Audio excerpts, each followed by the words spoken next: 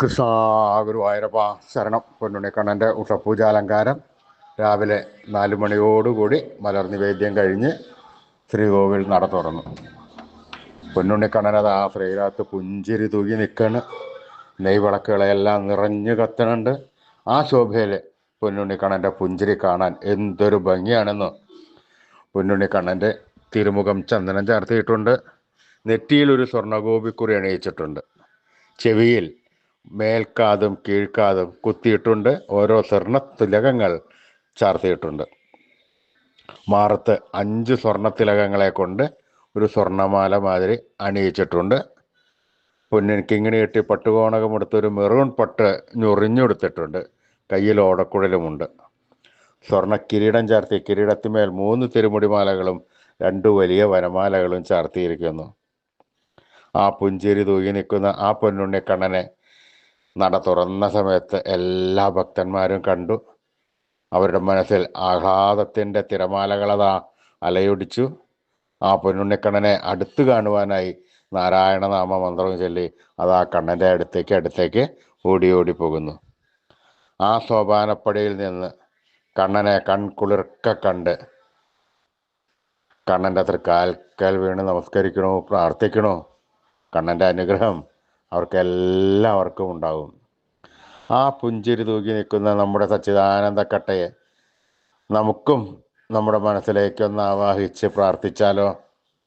എല്ലാവരും ആ പൊന്നിൻ കിങ്ങിണി കെട്ടി പട്ടുകോണകമെടുത്ത് മെറൂൺ കളറിലുള്ള ഒരു പട്ട് കൊണ്ട് ഞൊറിഞ്ഞെടുത്ത് കയ്യിൽ ഓടക്കുഴലും പിടിച്ച് സർവാഭരണ വിഭൂഷിതനായി നിൽക്കുന്ന ആ പുഞ്ചിരിച്ച് നിൽക്കുന്ന പൊന്നുണ്ണിക്കണ്ണനെ മനസ്സിലേക്ക് വിചാരിക്കുക.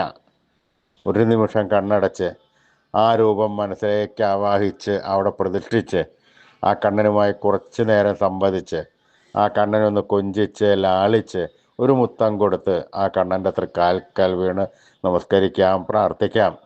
കണ്ണൻ്റെ അനുഗ്രഹം നമുക്കെല്ലായ്പ്പോഴും ഉണ്ടാവും. അതുറപ്പാണ്. ഉറച്ച വിശ്വാസത്തോടു കൂടി, സ്നേഹത്തോടു കൂടി, ഭക്തിയോടുകൂടി കണ്ണൻ്റെ നാമങ്ങൾ ചൊല്ലിക്കൊള്ളൂ കേട്ടോ. നാരായണ നാരായണ നാരായണ നാരായണ നാരായണ. സ്നേഹത്തോടുകൂടി നമ്മൾ വിളിച്ചു കഴിഞ്ഞാൽ കണ്ണന് വിളി കേൾക്കാതിരിക്കാൻ പറ്റില്ല. കണ്ണൻ അതിൽ കൂടുതൽ സ്നേഹത്തോടുകൂടി നമ്മുടെ അടുത്തേക്ക് ഓടി വന്ന് നമ്മളെ കെട്ടിപ്പിടിച്ച് വേണ്ട സമയത്ത് വേണ്ടതെല്ലാം വാരിക്കോരി തന്ന് കണ്ണൻ നമ്മളെ അനുഗ്രഹിക്കും. അപ്പോൾ എല്ലാവരും നാമം ജപിച്ചോളൂ കേട്ടോ. നാരായണ നാരായണ നാരായണ.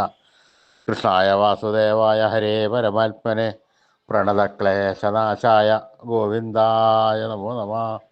കൃഷ്ണായ വാസുദേവായ ഹരേ പരമാത്മനെ പ്രണതക്ലേശനാശായ ഗോവിന്ദായ നമോ നമഃ.